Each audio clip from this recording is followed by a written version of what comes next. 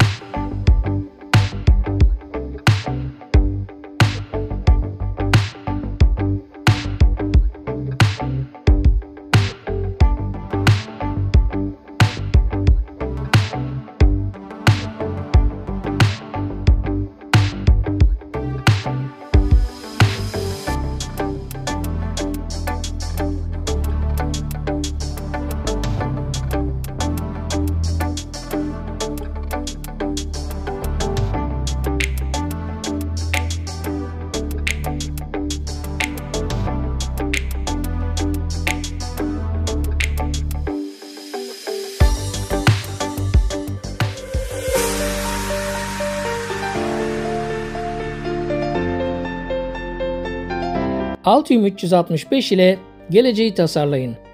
Elektronik geliştirmede yer alan herkesi güvenli bir şekilde bağlayın. Güvenli, sorunsuz ve akıcı bir işbirliği için Altium 365 paketini deneyin. Tasarım gereksinimlerinizi dijital olarak yakalayın ve bunları canlı bir tasarıma bağlayın.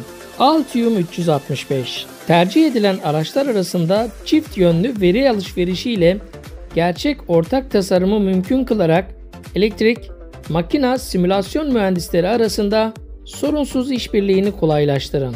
Videonun açıklamalar kısmında bulunan bağlantıyı kullanarak Altium 365'e üye olabilir ve ücretsiz olarak deneyebilirsiniz.